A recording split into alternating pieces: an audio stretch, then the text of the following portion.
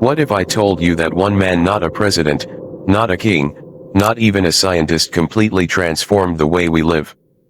A man who started out with nothing more than a garage, a dream, and a relentless drive. He didn't invent the internet. He didn't invent space travel. He didn't even invent online shopping. But Jeff Bezos changed everything. He turned a tiny online bookstore into a company so powerful, it reshaped global commerce. He built a cloud business that powers half the internet. And then, just when he had conquered Earth, he turned his eyes to the stars. Love him or hate him, Jeff Bezos is one of the most influential figures of our time.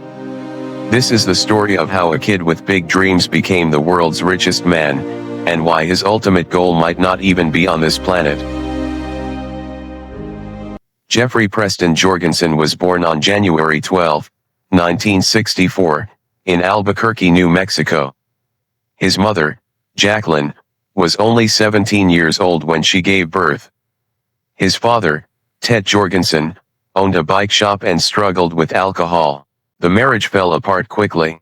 By the time Jeff was 4 years old, his mother remarried. Her new husband was a Cuban immigrant named Miguel Bezos who had fled Cuba at 15 with nothing but a suitcase.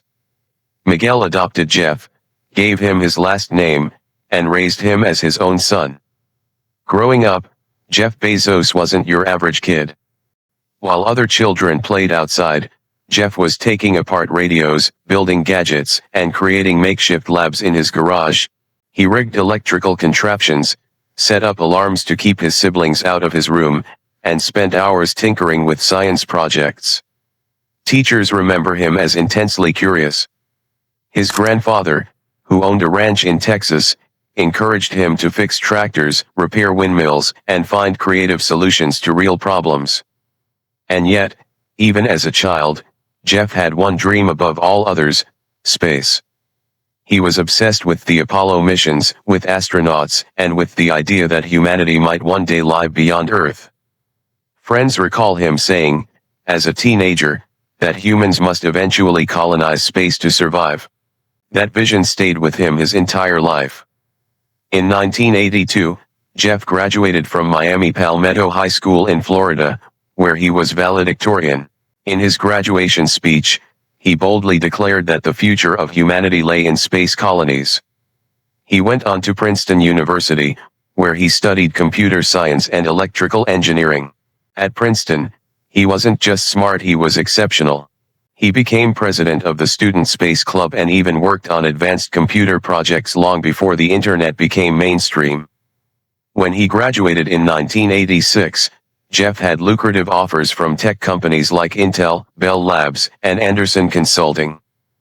But instead of joining Silicon Valley, he chose Wall Street. Why?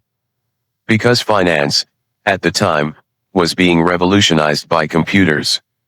His first jobs were at firms like Fattel and Bankers Trust. But soon, he landed at a hedge fund called D.E. Shaw & Co., one of the most innovative firms in New York.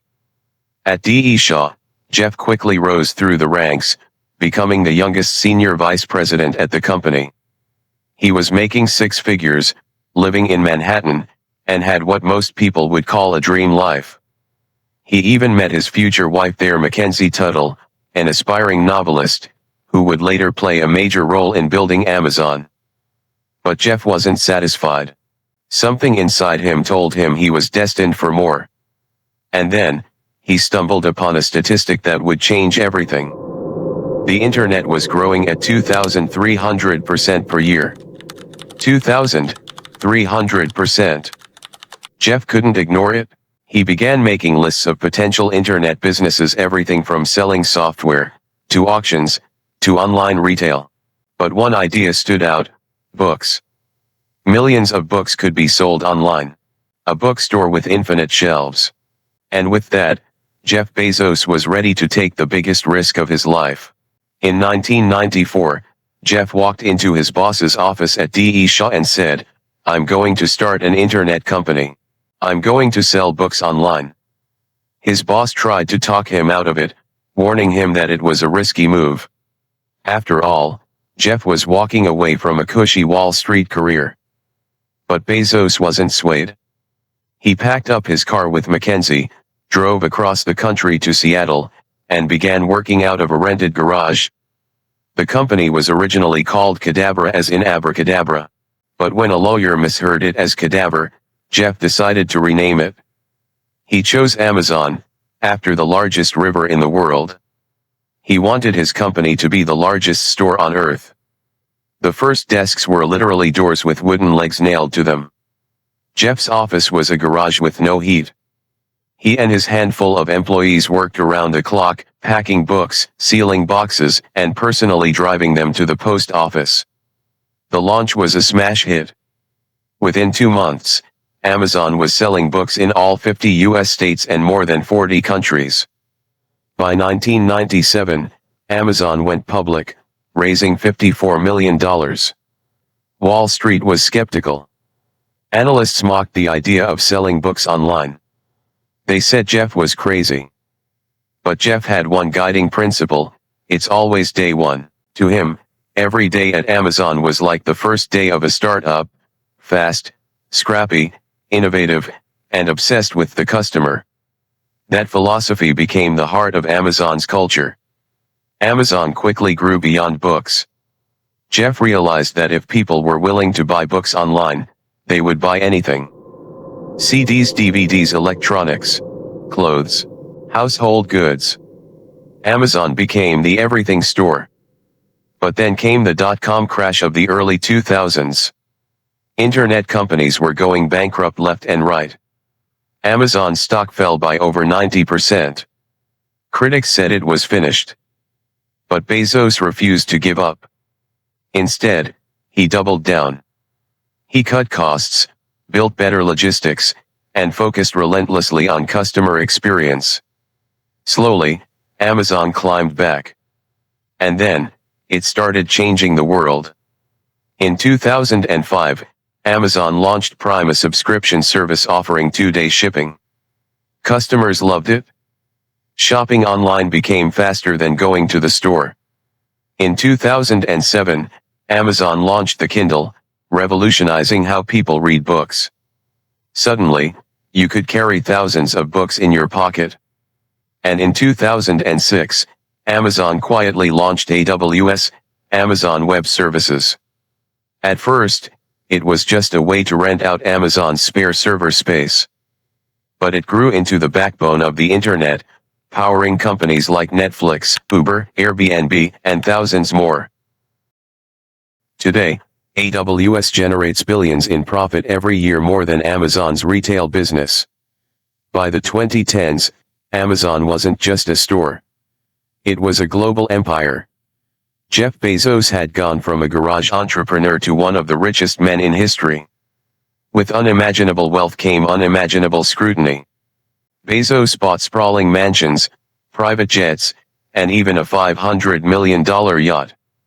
In 2013, he bought the Washington Post newspaper for $250 million, rescuing it from financial decline. But critics argued that Amazon was crushing small businesses, avoiding taxes, and underpaying warehouse workers. Politicians began questioning whether Amazon had become too powerful. Bezos himself was portrayed as a ruthless, calculating CEO who cared more about growth than people. Then came the biggest personal scandal of his life. In 2019, Jeff and Mackenzie announced their divorce after 25 years of marriage. The settlement was worth $38 billion, making it the most expensive divorce in history. Yet through it all, Bezos never stopped thinking about the future. Because while Amazon was his empire, space was still his destiny. In the year 2000, while Amazon was still a struggling company, Bezos secretly founded Blue Origin, a private space company.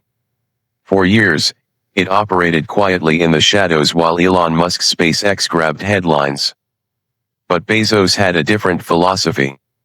Blue Origin's motto is Gradidum Ferociter, Latin for step by step, ferociously. Bezos didn't want quick wins. He wanted slow, steady progress. In 2021, Jeff Bezos himself climbed aboard Blue Origin's New Shepard rocket and flew to the edge of space. It was the culmination of a childhood dream. But for Jeff, this was just the beginning. His ultimate vision?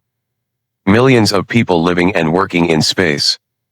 He envisions giant floating colonies where humans can thrive, while Earth is preserved as a kind of protected zone, a garden planet. In 2021, Bezos stepped down as Amazon CEO, handing the reins to Andy Jassy. He didn't retire. He redirected his energy. Today, Bezos is focused on Blue Origin, philanthropy, and shaping humanity's future beyond Earth. Whether or not he succeeds, one thing is certain: Jeff Bezos has already left a permanent mark on history. Jeff Bezos began as a curious boy who loved science. He became a man who built one of the greatest companies on Earth.